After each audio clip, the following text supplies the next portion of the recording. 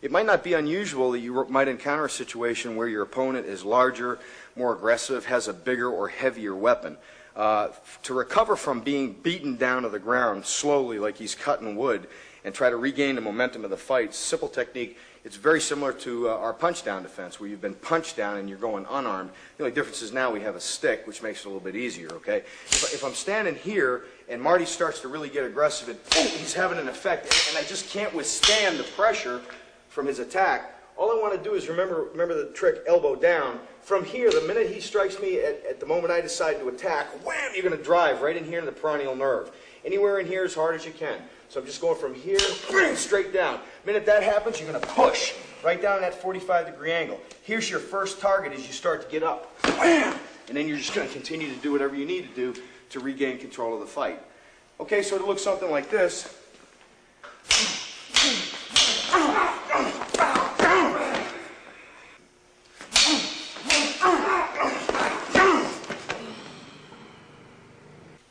What we're going to do now is we're going to talk about the use of the telescoping baton on the ground. There's some pretty decent ways you can use this to get people off you in a mount position, where certainly to neutralize them, to prevent them from continuing to hurt you while you're on the ground.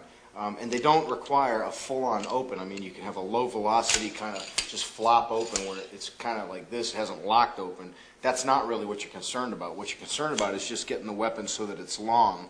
All right, right now, if I smash this, I mean, it probably would close because I just barely opened it. But that's all that's necessary, is just to get a long device. What we're going to do here is we all know that in this position right here, very difficult to get somebody off of you. The first thing I want to make sure I do is lock him in, or start to control by getting a foot on the outside of an ankle so that I can start to at least control him a little bit, okay? Now, I can force him to come down by bucking. I can keep him from, staying far away from me up here by just giving a little bit of a shove. I got him down here. I can buck and get him at least to control himself here. Now he's going to have to get up, or, as I showed you in my previous series, go to my face, but he's still going to have to stay relatively close down here to me. The first technique we'll do is we're just going to take this device, the bar, and I'm just going to sling my arm around here to the floating ribs. Okay, I'm going to use the shaft of the weapon right here. Okay, and all I'm going to do is, you can see here, extremely painful, all right? Very, very tender right here, even with my fingers, let alone a stick.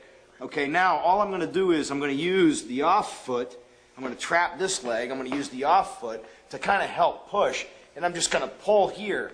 Pain avoidance. I'm going to create pain, and then I'm going to use that to kind of roll him over. Now, once I'm on top, okay, I'm going to come right to his face. I'm going to forget the stick because it's underneath him. It would be very difficult for me to get it into play. If we get into this situation where I've forced him up like this, I can regain the stick, and now, I'm back in control. All we're doing is applying pain to his rib cage as he gets on here. Again, maybe he's down here. All I'm going to do is trap him, and I'm just going to protect my face, obviously. I've got to prevent him from holding on to me while I buck. I don't want that to happen. So right as he mounts me, all I'm going to do is basically go to his outside. I'm doing that by basically just shoving him this way. Now, in order to be in control, he's going to have to come up. I'm not going to give him that chance. I'm going to come right to his ribs. And I can just manipulate him here. Okay, now I'm all of a sudden in the mount position. Where's the stick? Back here. Do I care? Absolutely not. I'm now in a position to control, etc. I don't have to worry about him getting a hold of the weapon because it's underneath him. All right? Yes. That's one technique. That's one technique to use. Another technique to use, if he comes down low on me and he starts to come in here, whatever, choke me, whatever, all I'm going to do is take the stick and I'm going to put it across the back of his neck. I'm not going to put it straight and pull him straight down on me, although that could negate things if I just hold him here. And I could easily make him remove his hands. Pull your hands and take him away. Okay? But what more effective is, you all right? Yes. What's more effective is to go about the three-quarter position, about a 45-degree angle. Jerk him down. Bring him over. And again, I'm right here. I can either keep the stick or let it go. All I'm trying to do is use the pain of the weapon alongside of his neck. Now, a police officer in an officer survival situation could use this with a straight baton, going to the other side. If he carries his weapon in the offhand, the same thing is true. Weapon side is right, maybe his asp is on the left. Nothing changes. Flop it up here, and all you're going to do is pull it down. Pull it down, and roll. Now, you can also take your shoulder, put it right on his chin, his lower lip, or whatever, and basically just push against the stick. Prop that.